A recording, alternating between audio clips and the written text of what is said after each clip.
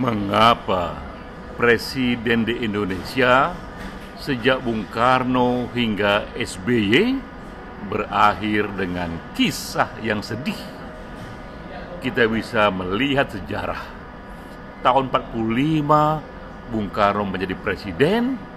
Ia dielu-elukan sebagai proklamator dan pahlawan rakyat Indonesia. Namun sejak tahun 65, 66, kemudian para mahasiswa yang memujanya berbalik menjatuhkannya. Bung Karno pun kehilangan kekuasaannya dengan cara-cara yang sedih. Datanglah Pak Harto. Ia menjadi presiden di tahun 68 secara resmi. Ia dipuja sebagai Bapak Pembangunan Nasional. Namun tahun 98 kembali rakyat menjatuhkannya dan ia berakhir dengan kisah yang sedih. Kemudian datanglah Habibie. Ia membawa Indonesia bertransisi menuju demokrasi. Tapi tahun 99 laporan pertanggungjawabannya ditolak oleh MPR. Habibie pun berujung pada kisah yang sedih. Kemudian Gus Dur dipilih menjadi presiden Indonesia dari kalangan budayawan, dari kalangan pemikir. Tapi tak lama kemudian tahun 2001 Gus Dur pun dimakzulkan oleh MPR.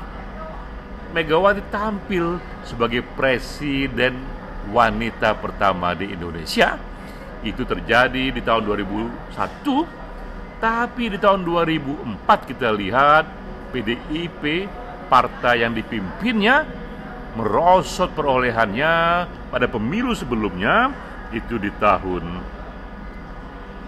1999 Partai Megawati mendapatkan perolehan tinggi sekali, 33,7%.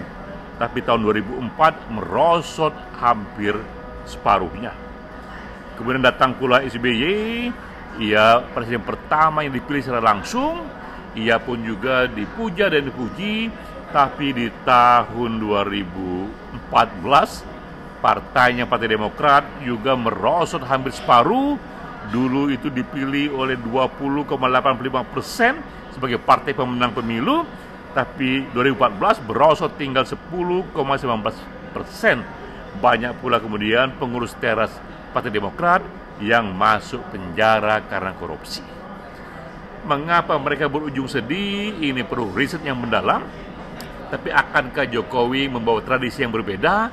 Karena kini Jokowi berdasarkan survei LSI sangatlah populer. Tingkat approval ratingnya, orang menyetujui, orang puas padanya di atas 78%.